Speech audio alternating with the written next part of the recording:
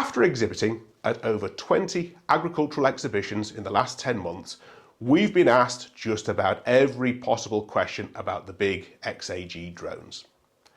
At number 2 is this one, which plays an important factor in the drone's productivity. How long do the batteries last and how long do they take to charge? The XAG P100 Pro takes two beefy 48-volt lithium-ion batteries. Each battery weighs in at a hefty 7 kilos. It is about the size of a car battery. But when you consider that fully loaded the drone weighs over 100 kilos and could be travelling at up to 50 kilometers an hour, you know it's going to need plenty of power. People assume that the batteries must be the limiting factor in flight duration. But actually, more often than not, it's the capacity of the spray tank or granule hopper that brings the drone back to its landing point for a refill.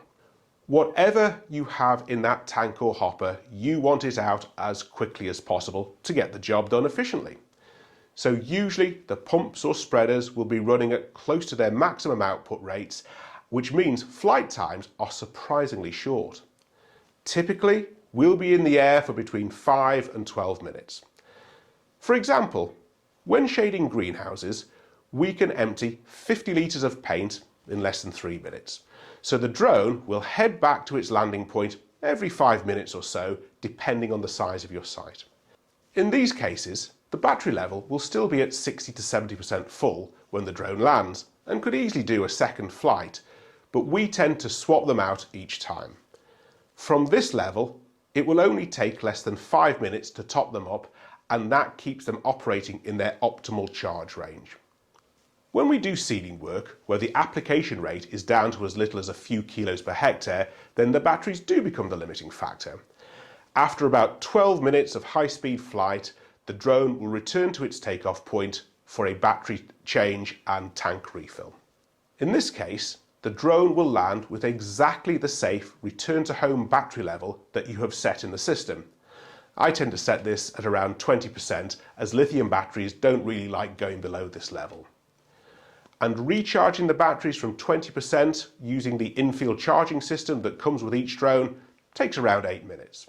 When you think how long your phone takes to charge, XAG are working some kind of magic with these batteries. In order to keep working at this rate, we recommend using the water-cooled charging tanks that we supply.